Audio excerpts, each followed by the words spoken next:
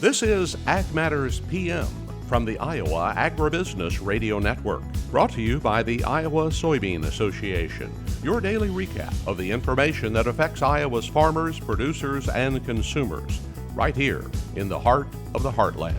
With reports from our award-winning broadcast team of Dustin Hoffman and Riley Smith. Now, from the IARN studios in Des Moines, here's Riley Smith. Good day and welcome to Ag Matters PM from the Iowa Agribusiness Radio Network. I'm Riley Smith. Today is Thursday, April 28th, 2022. We're so glad you can join us for today's episode. In today's show, Dustin talks with Kip Eideberg of AEM about their legislative priorities. I have more coverage from last week's meeting between U.S. and China ag leaders. And as always, we'll take a look at the ag weather outlook. But for right now, let's check out the ag market recap.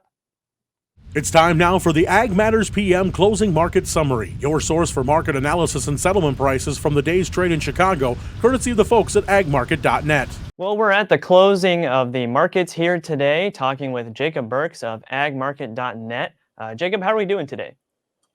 Oh, we're doing good. Hanging in there. We're ready for some warm weather, but maybe it'll come someday. Right. So how are the markets looking at the closing session today? Well, actually, the grain markets are kind of giving up the ghost here at the end of the day as we walk into the 115 settlement timeframe. Corn market in the front month actually just went negative. We're looking at a penny higher in the July contract. New crop is still 2 cents higher. Soybeans sold off earlier in the day around noon and just never really got another bid. You get your new crop soybeans trading 4.5 lower at 15.20, and your summer months, your July soybeans trading 8.5 lower here, 16.84. If you looked at the bean market all day long, you saw a significant change in your May to July spread. That spread's been really screaming higher as the need for beans now it was evident, and then we're took about 11.5 cents off of that spread, the difference between that inverse between May and July. So that really took a big change. It was probably not that big of a surprise since we were going into the delivery. The first notice day is tomorrow for the May grains. Wheat market, negative sales numbers that we've seen, and not just today's export sales, but just for long term. We have not been moving wheat like we need to, so that's been a negative trade most of the day coming off of that. But grain markets gave up a little bit. It's been a relatively quiet day. I mean, nowadays, if you only have a 10 to 11 cent range in the grain markets, it's a boring day. Right, and of course, it can be a little bit negative and a little bit down from earlier, but especially with corn, we're still looking at great prices in that marketplace. Well, absolutely. I mean, a bull market, every market needs to bend its legs to jump, and so we had a little bit of a sell-off into Thursday and Friday, and we've done nothing but go higher this week. The July contract closes here today. It's 4 days in a row of being positive. So a healthy pullback in these markets does not take us out of being in a bullish market. And so when you get above $8, you need to have a lot of things friendly to continue buying corn here. And right now at this point we do. I mean, every GFS model that we've seen come out this week has been more friendly to the prices because you're seeing some more potential delayed plantings across the Eastern Corn Belt. And so I think that when you look at the grain markets in general, the bull market trend is still intact. There's still opportunities out there to see higher prices. Just from our perspective of looking at risk management, you're at these awesome type of levels, and there's some great profits to take advantage of right now. Right, and then in the soybeans as well, some of the bigger news from today was last night, Indonesia canceled their palm oil exports. How can we see that in the marketplace, and what will that do to the prices there? Well, I think the bean market. I mean, it tried to sell off. It tried to get rid of some bullish tone after we came through that March 30th report. So the whole month of April has been a little bit reluctant to rally in the soybean complex. But with the news just continues to throw bullish events at it. And when you see this palm oil situation, and if you could look at a bean oil chart right now to see what that's done historically, we're at some outstanding levels in our products here for this bean complex. So when you see the palm oil, Indonesia canceling at first it was confusing news back and forth this week of whether they were doing all of their palm oil, whether it's the crude or whether it's refined, and now they just said, hey, we're not shipping anymore. We're going to cancel those exports. So that is significant news. And then you put on to the fact that the Ukrainian situation where 30% of the sunflower oil is going to be potentially controlled by their export ports by Russia. That's their goal. And this throws a pretty big wrinkle in this oil complex across the globe, the globalization. So I think that has a significant factor on what we're seeing in this soybean price complex. Yeah. And then what did we see on the livestock side of things at the end of the day? Well, we had such a terrible day yesterday in the feeder cattle. I mean, that market, it's a thinner market too. When you have people exiting the positions, it just probably went a little bit further than what it should have yesterday. It took a lot of value out of the feeder cattle complex. You look at the August today, we recovered $1.45. So that was a significant rebound. Probably just overall, the difference between what we should have traded yesterday and what we actually closed at. So it got a little bit of a rebound in the feeder cattle market. Seeing another day of weak exports. And the thing with the cattle and the hogs both is we have a pretty good handle on what the supply looks like. In both situations, in the cattle, the on-feed numbers came in. It was below last year's, but it was a little bit higher than what we thought we saw placed. But right now, we're just not shipping anything out on the retail side. And when you look at hogs and cattle, I think a lot of their reluctance to continue to rally in a inflationary time is the simple fact that we don't know, how much what this economy is going to stay, if it's going to stay in this type of mind frame. The stock market really pulled back here this week. It actually is higher today, but we had pretty good pullback enough to put a fear in the marketplace, and so we've seen some pressure in this cattle market. We're down to $1.12 at the settlement in the June contract. The deferred's not so bad. In the hog market today, we've been beating the June hogs up.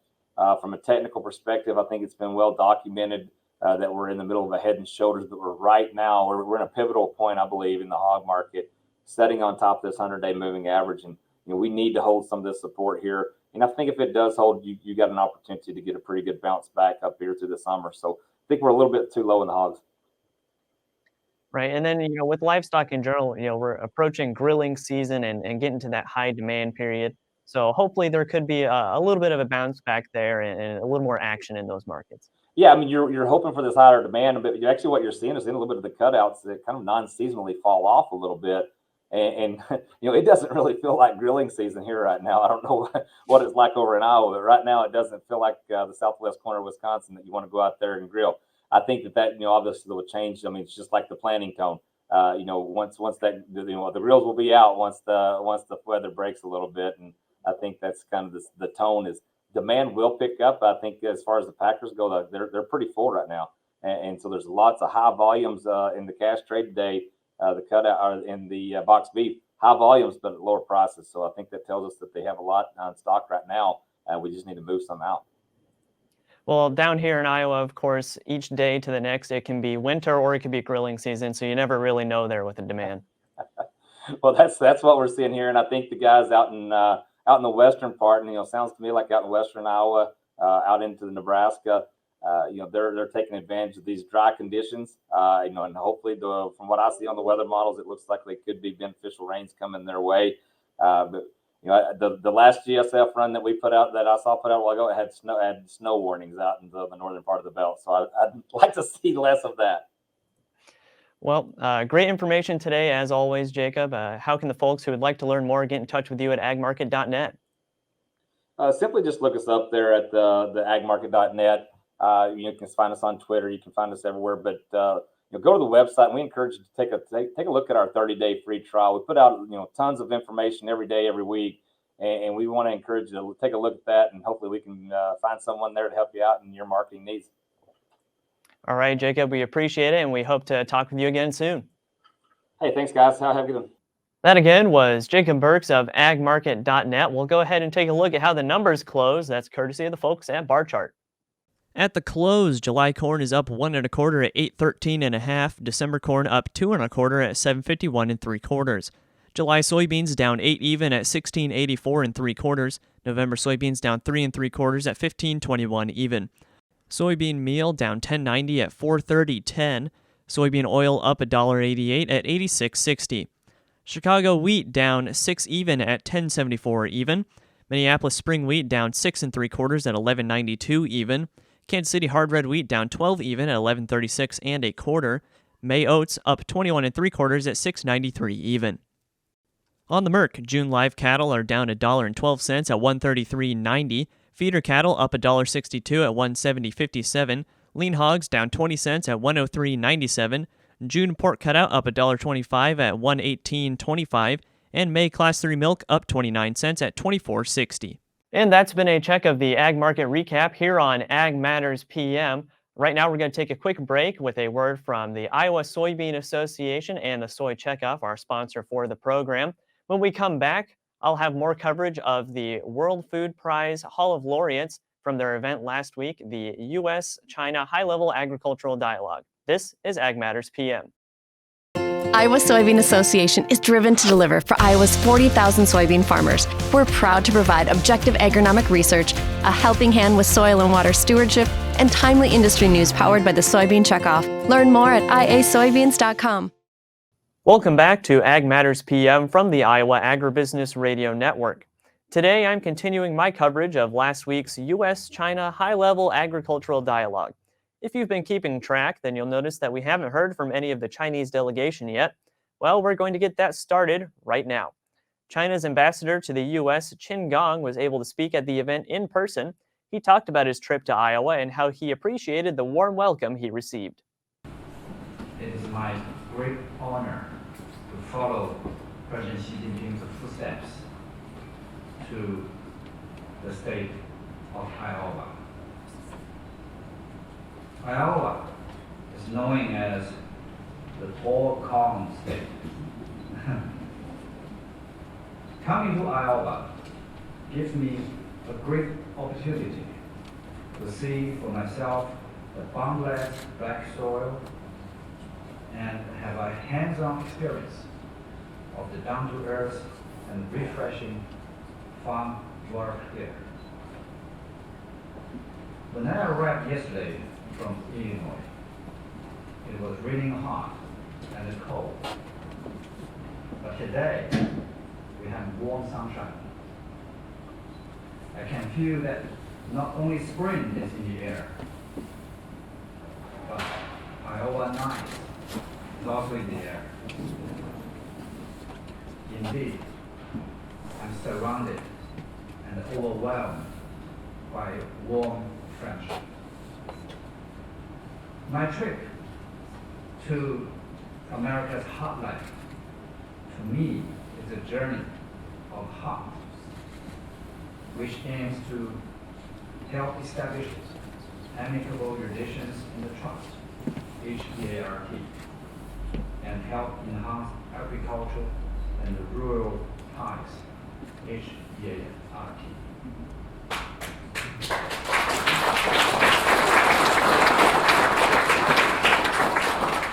Thank you, Ambassador Crane, for your such a specific introduction of Ambassador Burns and I. And I'm very happy to join with Ambassador Burns in today's event. And I hope that Mr. Ambassador Ambassador Burns will, like me, go to the hotline of China and go to the heart of the Chinese people. So I wish you well.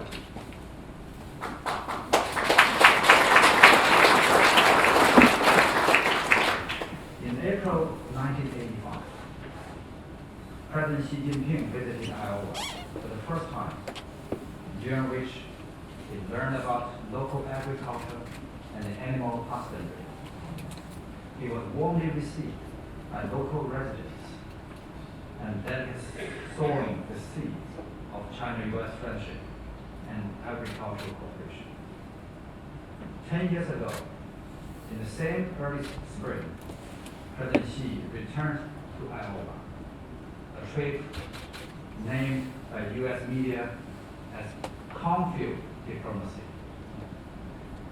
Just at the World Food Prize Foundation Hall of Laureates building, where we are now, he attended the 2012 China-US High-Level Agriculture Symposium and delivered an important speech titled "Writing a New Chapter of China-US Win-Win Cooperation in Agriculture." In the speech, he sincerely hoped that China and the US will deepen agricultural exchanges and cooperation to make our agriculture more developed, rural areas more prosperous, and farmers better off. Today, the cornfield diplomacy goes on. We are gathering here again to review the past 10 years and look to the future of our agricultural cooperation.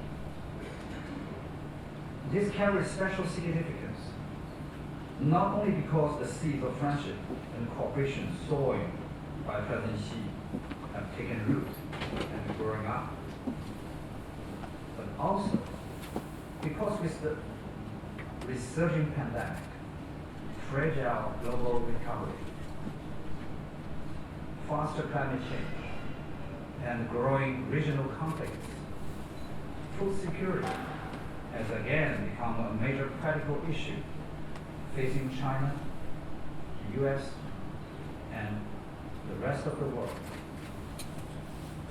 China is the world's biggest agricultural importer, and the US the largest exporter.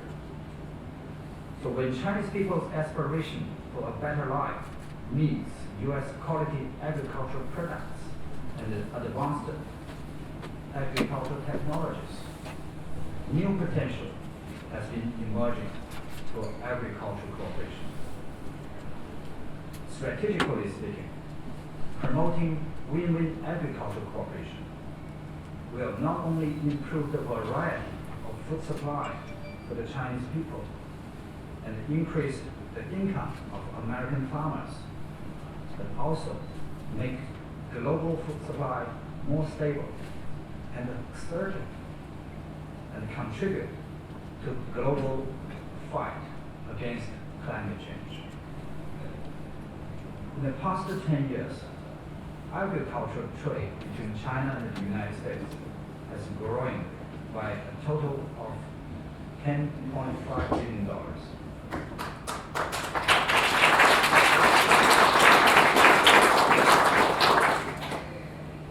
We'll have more.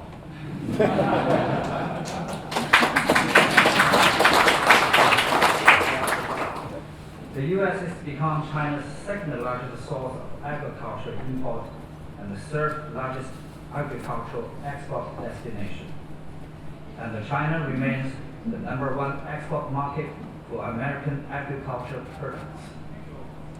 In the past 10 years, our agricultural science and technology exchanges have been fruitful. We have exchanged over 100 intergovernmental technology groups with nearly 700 mutual visits.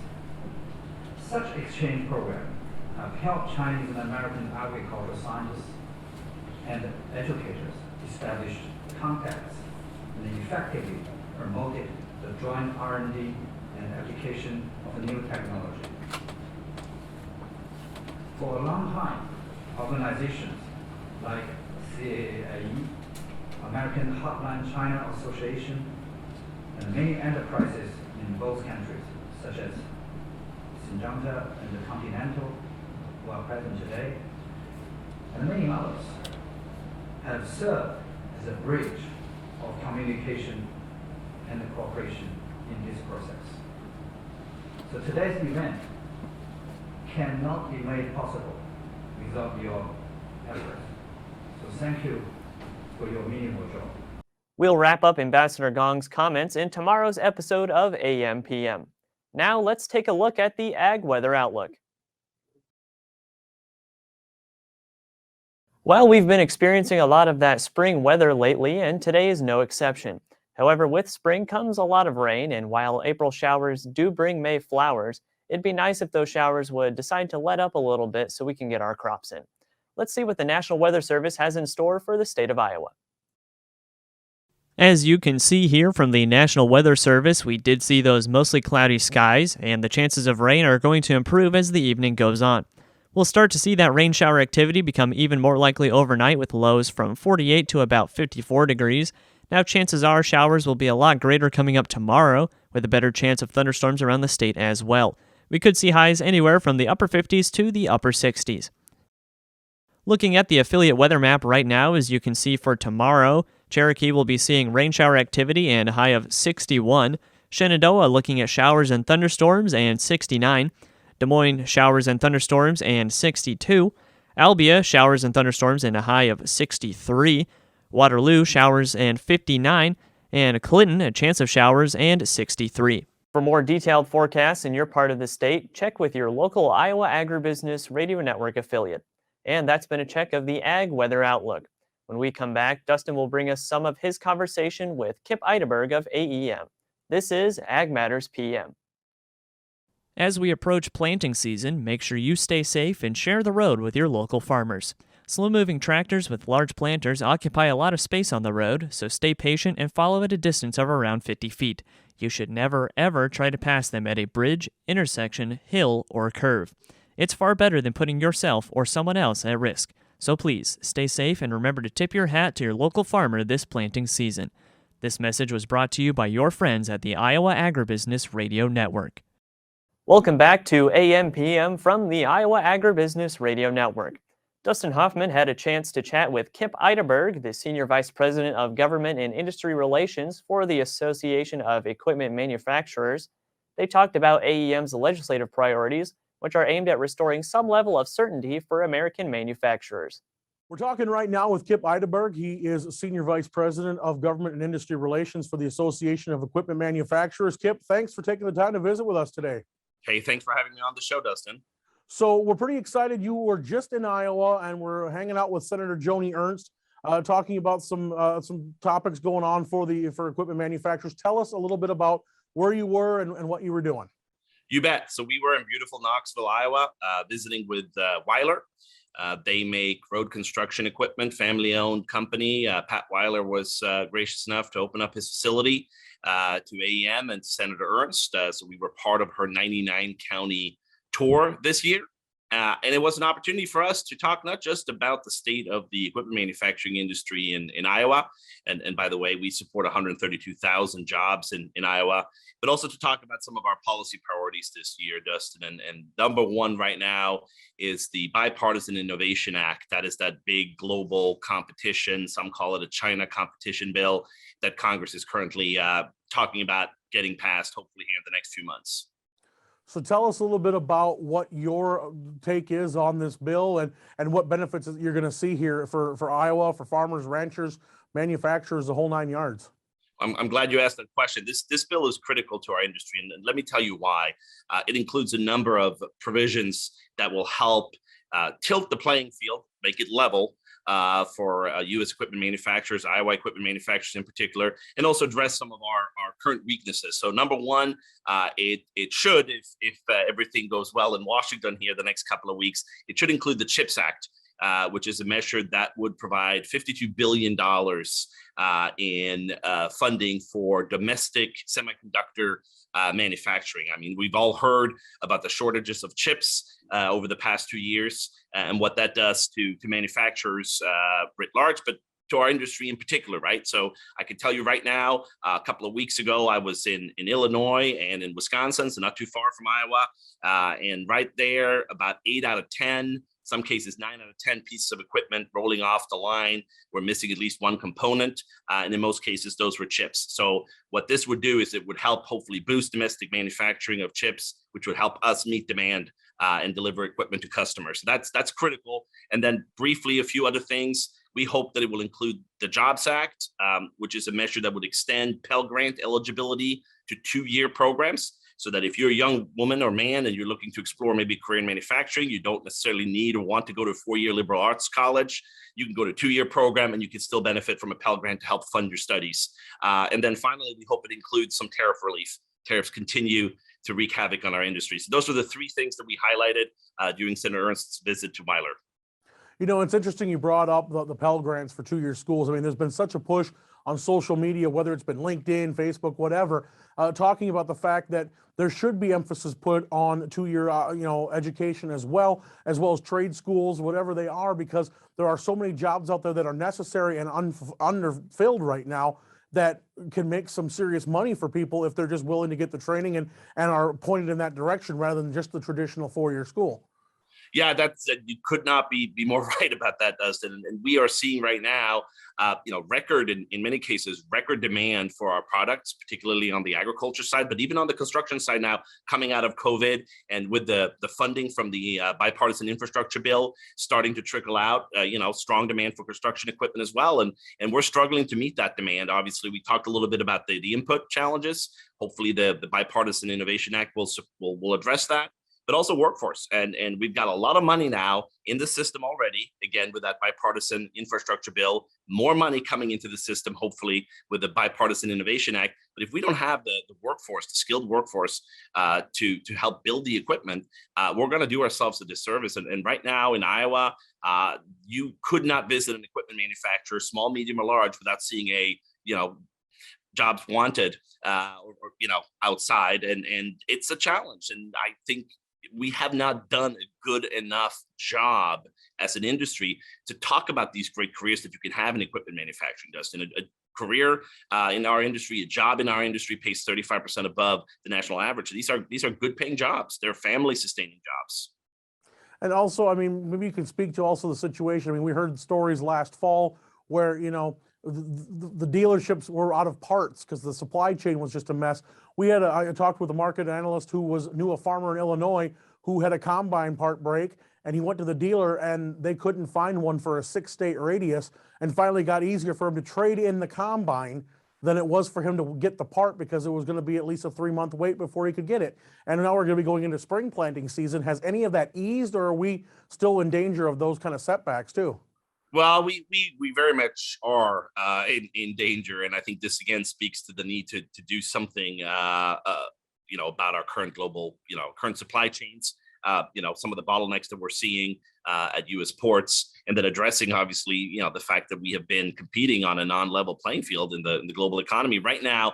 Lead times for service parts are 4 to 5 times longer than they were before the COVID-19 pandemic. And, it has nothing to do with equipment manufacturers not wanting to provide service parts. Obviously, we depend on our customers to be successful.